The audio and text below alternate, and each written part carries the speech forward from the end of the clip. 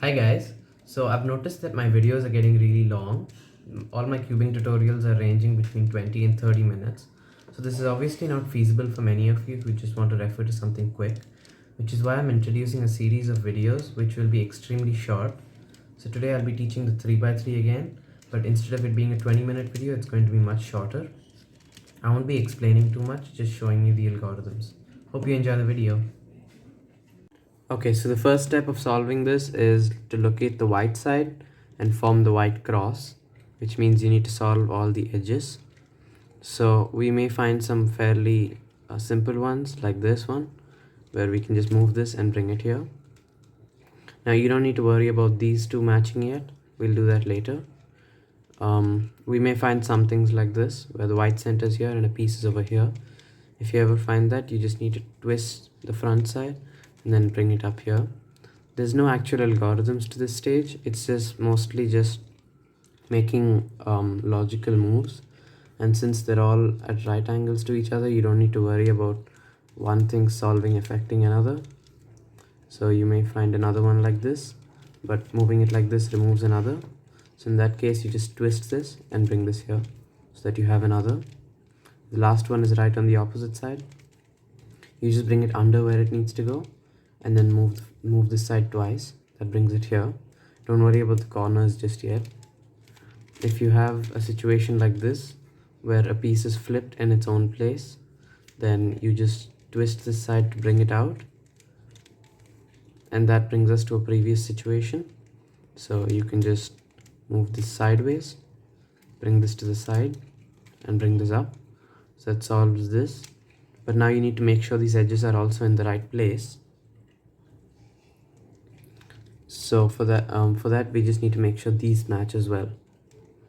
So this one matches. It's a white and a green piece. It's between white and green. This line is where white and green meet. This is where white and red meet, but we have a white and orange piece here. So to fix things like this, we just need to move this twice to bring the piece to the opposite side, and now rotate it under where it needs to go and then move this side twice. That brings it where it needs to be and removes the previous piece, which allows us to put this piece in its right place. This is a white and a red. We bring it under this where it needs to go and then move this side twice. So that fixes the cross. Now we just need to solve all these corners. Now over here we can't just put the corners and then rearrange them correctly because that would take too long. So we should first make sure that we're putting them in the right place, since that saves a lot of time and effort. So this is a white, blue and orange piece, which means it has to go where white, blue and orange meet. So we have white here, orange here and blue here, which means they meet over here. So this piece needs to go here, but in the right orientation as well. It can't go in like this. It needs to go in like this. So here's what we do. We move this to the side. We bring this side down. We move this back and bring it up. Now you should be careful. You should do it only where the white piece is. If you do it in this direction, the piece is going to go in the wrong way. And when moving this to the side, we must always bring it to this side, never to this side. Because if you were to bring it to this side, moving this side down would affect the piece. So it's always a good idea to move it here, bring this down, bring this back and bring it up. And now when the piece is placed the other way, we just do the mirror image thing of it. Move this to the side, bring this down, bring this back and bring it up. So we just repeat this for all the pieces that are situated like that. This is a white, red and green. We move it where white, red and green meet, which is here. Move this to the side, bring this down, bring this back and bring it up. This is a white, red and blue. So that goes over here.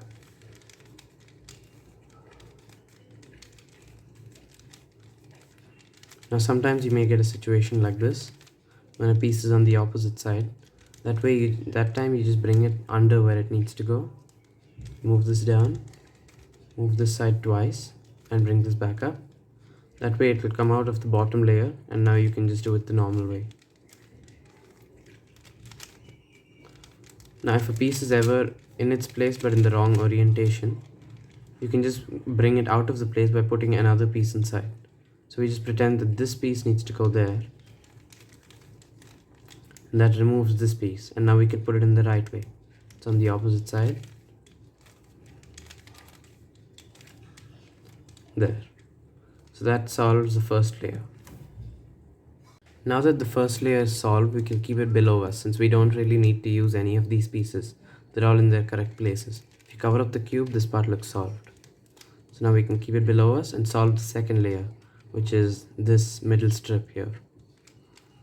Now the pieces that need to go here will either be in these places or in one of these places.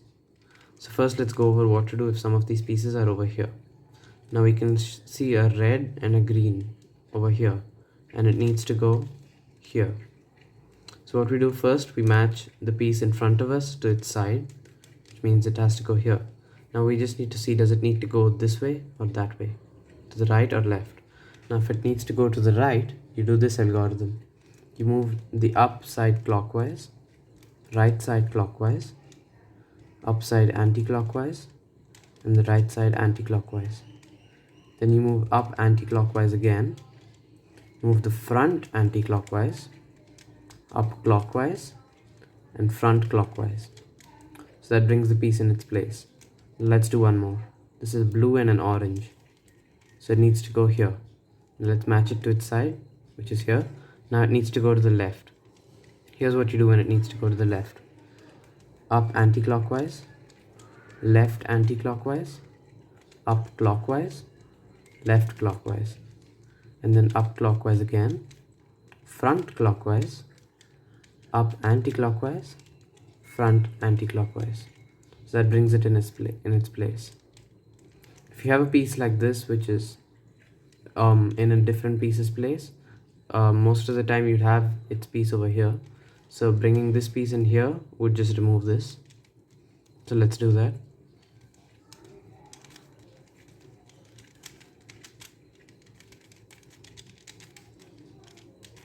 So that solves this and removes this, so we can keep it where it belongs.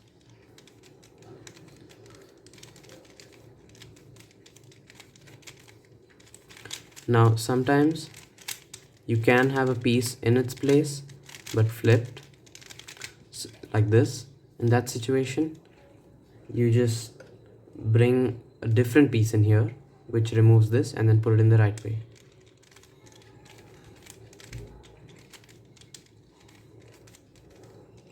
So that has removed this and put a different piece in here, but that's fine. Now let's keep this in the right way.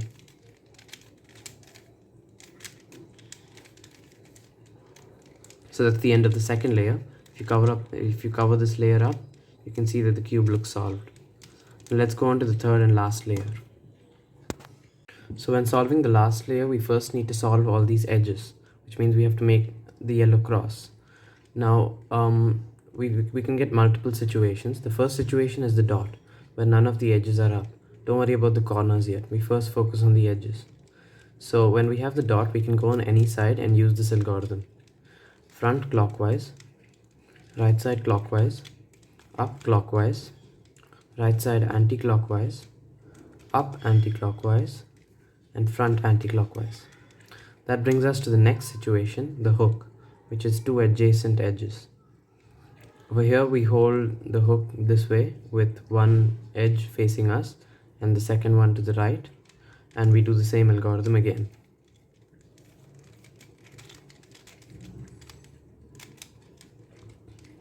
This brings us to the next situation, the bar, which is two opposite edges. We hold this horizontal to us and do the same algorithm.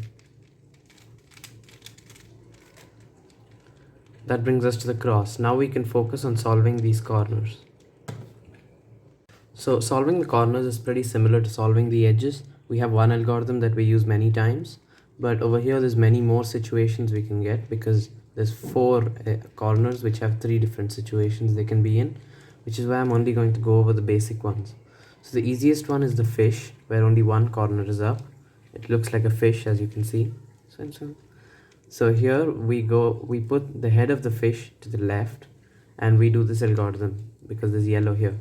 So we go right side clockwise, up clockwise, right side anti-clockwise, up clockwise, right side clockwise, up clockwise twice, and right side anti-clockwise. That solves the yellow side. Now let's go to the next situation. Now the next situation is known as the cross because there's no edges up. So over here you just go to the side where there's no yellow at all. Sometimes they can be one side, sometimes they can be two side, because there's two different types of crosses you can have. But in either situation you just go to the side where there's no yellow and you do the same algorithm.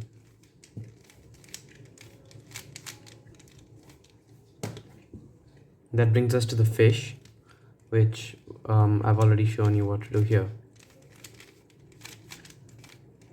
So that solves this. So this next situation is something I like to call the tank for no particular reason at all. It has two adjacent corners up, and the other two can either be in headlights or side lights, which is like this. And don't twist your cube, by the way. Yeah. So I'll only explain what to do when you have the headlights. So you go to this side with this tip of the tank facing the left, and you do the algorithm. That brings you to the cross, and you know what to do from there.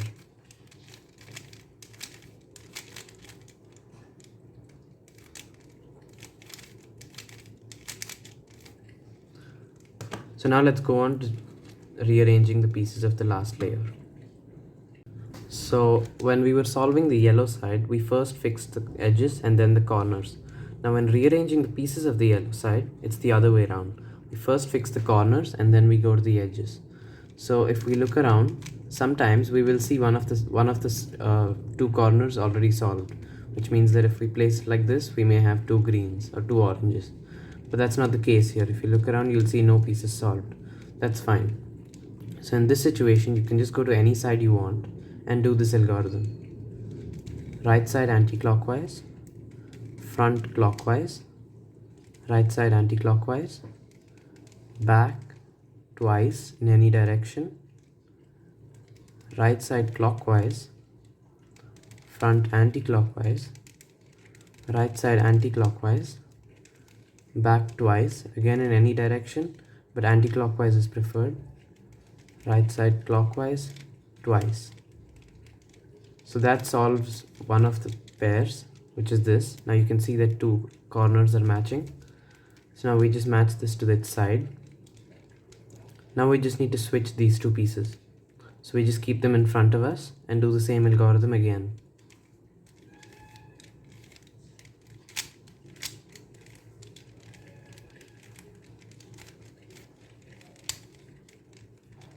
So that solves all the corners. So solving the edges is pretty similar to solving the corners. Sometimes you'll have one of the edges solved, sometimes you'll have none. So in this situation, I have no edges in their right place, but that's fine. So in this situation, you can just go to any side you want and do this algorithm. Front clockwise twice, up clockwise, right side anti-clockwise, left side clockwise, front clockwise twice, right side clockwise, left side anti-clockwise, up clockwise, and front clockwise twice. So that's guaranteed to solve one of the edges. Now once we have this, we just put it behind us. So now we have three edges that we need to solve. Now when we have this, we need to do the algorithm in a slightly different way. So now front twice. Now we can't just move this in clockwise all the time. We basically need to move this in a direction where the edge matches the center. In this case, moving anti-clockwise does not match it. Moving clockwise matches it. So we move it clockwise, right side anti-clockwise, left side clockwise, front clockwise twice, right side clockwise, left side anti-clockwise, up clockwise, front side clockwise twice. This solves it. You can get a slightly different situation. Here, when moving it twice and then moving up clockwise does not match it. In this situation, you do a slightly different version of this algorithm. Front clockwise twice, up anti-clockwise, here it matches this, right side anti-clockwise, left side clockwise, front clockwise twice, right side clockwise, left side anti-clockwise, up anti-clockwise, and front clockwise twice. This is guaranteed to solve the cube.